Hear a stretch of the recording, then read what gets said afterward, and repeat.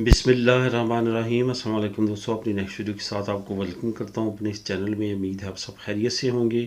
तो चलते हैं आज की अहम न्यूज़ की जानिब। सबसे पहले तो हम बात करेंगे कि एक अहम कानून आज 21 मार्च से लागू होने जा रहा है। इस कानून से आपने किस तरह एहतियात करनी है, अगर आप एहतियात नहीं करते तो आपको कितना जुर्माना हो सकता है और दूसरा क्या नुकसान हो सकता है, इस पे बात करेंगे तफसीली। और इसकी तफसील बताऊंगा कि क्या क्या नुकसानात है इस कानून को लागू होने के बाद अमल ना करने के। अहम बैंक की तरफ से अमदाद का ऐलान किया गया है, जो कि 7 लाख के करीब बिजनेसेस को अमदाद दी जाएगी। और छोटे बिजनेसेस को अगर आप शुरू करना चाहते हैं और किस कम्युनिटी के लिए, किस ख़ास तबके के लिए, इस पर बात करेंगे। सबसे पहले ये जो ममालिक हैं यूरोपीय यूनियन के, उनका एक नई रिपोर्ट जारी की गई है, जो कि नस्ल परस्ताना यूरोपीय ममालिक जहाँ पे सबसे ज़्यादा अभी तक डिस्क्रिमिनेशन है, वो कौन से ममालिक हैं, उस पर बात करेंगे। बच्चों की हलफ बर्दारी का मुकम्मल प्रोसेस आपको बताऊंगा, जो काफ़ी दोस्तों की तरफ से पूछा गया कि किस तरह से हलफ बर्दारी होती है और क्या तरीक़ाकार है। इस पर तफसीली बात करेंगे ताकि आप लोगों के तमाम क्वेश्चन जो हैं वो कवर हों। सबसे पहले तो बात करते हैं वो कानून जो आज से लागू होने जा रहा है 21 मार्च 2022 को। ये कानून काफ़ी अरसे से प्रिपेयर किया जा रहा था और अब ये लागू होने जा रहा है। असल में ये ट्रैफिक से रिलेटेड कानून है।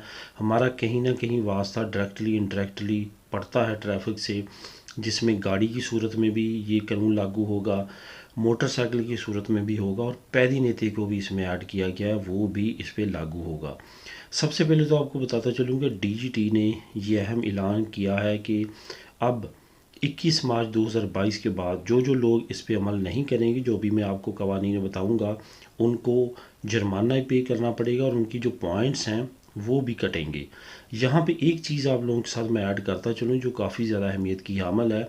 फॉर एग्ज़ाम्पल, आप एक गाड़ी में सफ़र कर रहे हैं, आपका जो ड्राइवर है उसने सीट बेल्ट पहनी है और आगे जो बैठा हुआ है आपकी गाड़ी के साथ, उसने भी सीट बेल्ट पहनी है, लेकिन पीछे जो मुसाफिर हैं उन्होंने सीट बेल्ट नहीं पहनी, तो इस पे भी प्रॉब्लम है, इस पे जुर्माना भी है। इसके साथ साथ उनके भी जो पीछे बैठे होंगे या साथ बैठा होगा जिसने नहीं सीट बेल्ट पहनी होगी, उसके भी पॉइंट्स कटेंगे, जो कि उसके अगर पास ड्राइवर लाइसेंस है तब, अगर उसके पास ड्राइवर लाइसेंस नहीं है तो फिर भी उसके नाम पे, उसकी नींव पे चढ़ा दिया जाएगा कि इसने ये गलती की है, इसने इसके इतने पॉइंट्स कट रहे हैं।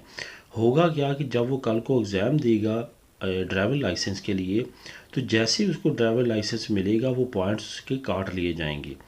ये बहुत ज़्यादा जो है वो एक अहम कानून भी कह सकते हैं और अजीब कानून भी कह सकते हैं, जिस पे अब अमल होना शुरू होगा।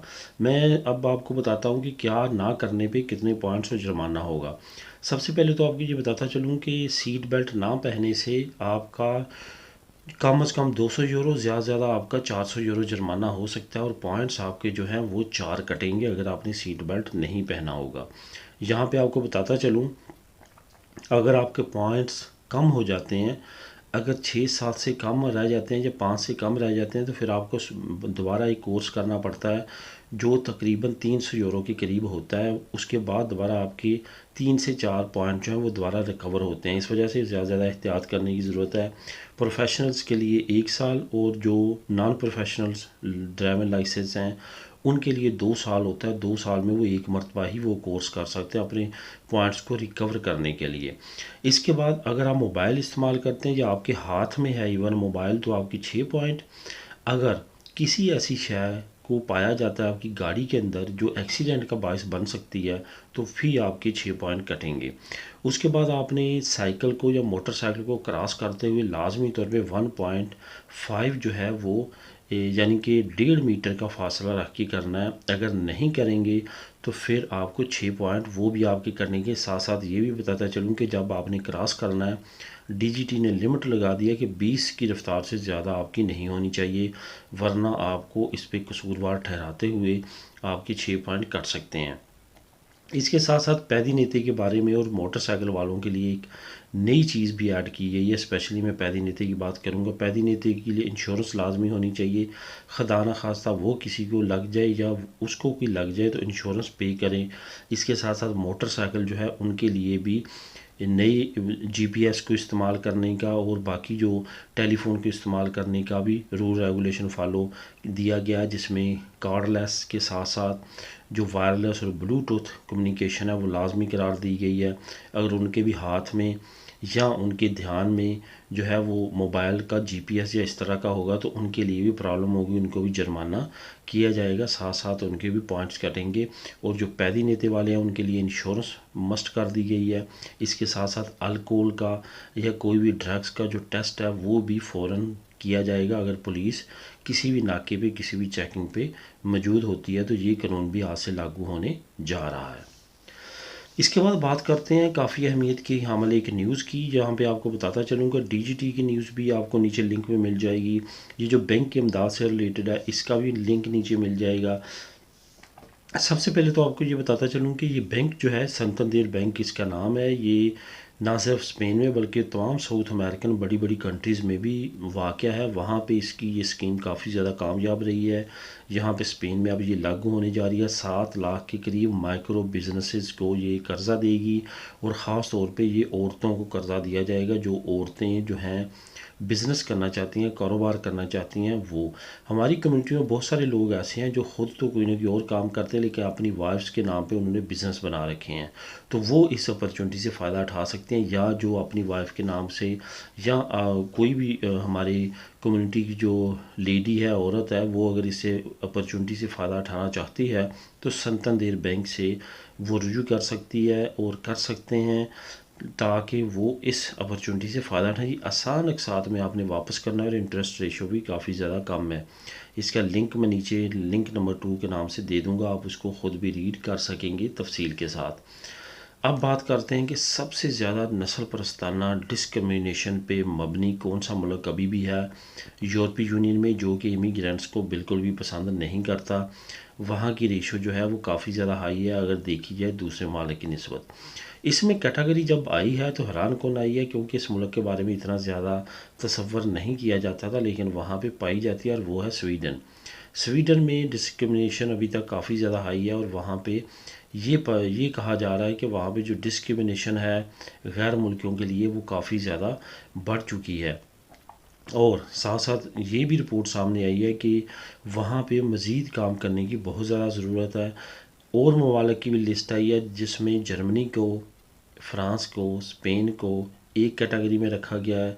इसका लिंक भी मैं लिंक नंबर 3 में आपको दे दूंगा और वहाँ पे आप तफसील के साथ इसको रीड कर सकेंगे। सबसे पहले तो जो सबसे अहम बात है वो ये है कि बच्चों की हलफ बर्दारी से रिलेटेड बहुत सारे दोस्तों ने कमेंट किया कि उसके प्रोसेस के बारे में तफसील के साथ बताया जाए।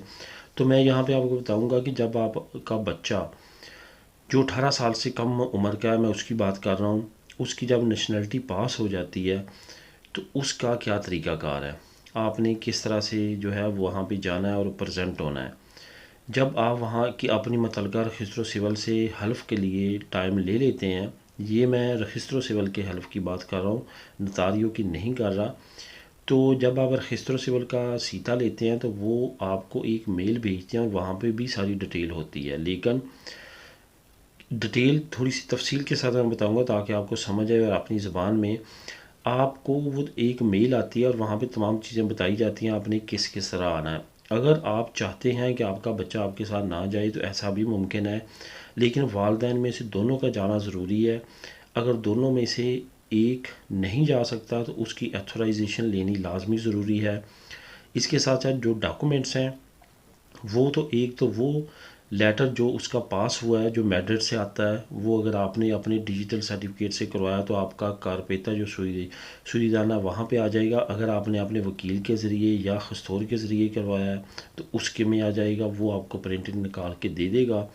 एक तो वो आपके पास होना चाहिए, पदरौन आपके पास होनी चाहिए, बर्थ सर्टिफिकेट अगर वहाँ का है पाकिस्तान का या दूसरे मुल्क का तो उसको वही तरीक़ाकार है कि उसकी ट्रांसलेशन करवानी है, उसको टेस्टेशन करवाना है। उसके बाद उसकी जो है वो तमाम करवाने के बाद फिर आप उसको रजिस्टर सिविल में रिप्रेजेंट करवाएंगे। अगर आपका बच्चा यहीं पे पैदा हुआ है तो फिर ये सब कुछ करने की ज़रूरत नहीं है, फिर सिर्फ आपने फ़ोटोकॉपी उसकी साथ रखनी है। और वो इसके साथ साथ पासपोर्ट की जो है वो ओरिजिनल चाहिए, वो सिर्फ वो देखेंगे। नी जो है उसकी कॉपी और वो ओरिजिनल होना चाहिए। बर्थ सर्टिफिकेट्स का जैसे मैंने कह दिया कि इनकी भी तमाम की कॉपी होनी चाहिए। ये तमाम चीज़ें आपने लेके जाना है। बच्चे का 18 साल से कम उम्र के का जाना ज़रूरी नहीं है, वालिदैन जाके जो है वो कर सकते हैं। सिर्फ आपने साइन करने हैं। साइन करने के बाद आपने वहाँ पे उस आपका प्रोसेस कंप्लीट हो जाना है। यहाँ पे आपने ये चीज़ याद रखनी है कि जाने से पहले नाम का डिसाइड कर लेना है कि वहाँ पे आपने बच्चे का नाम, जो नया बर्थ सर्टिफिकेट इशू होगा वहाँ पे क्या होना चाहिए। मतलब ये कि जो स्पेन के डॉक्यूमेंट्स हैं वहाँ पे फिर उस बच्चे का नाम फ्यूचर में क्या होगा, इस पे तमाम जो है वो डिपेंड करेगा आपके नए नाम पे। तो दोस्तों ये थी आज की अहम न्यूज़। मिलेगी नेक्स्ट वीडियो में नई न्यूज़ अपडेट के साथ। अल्लाह हाफिज़।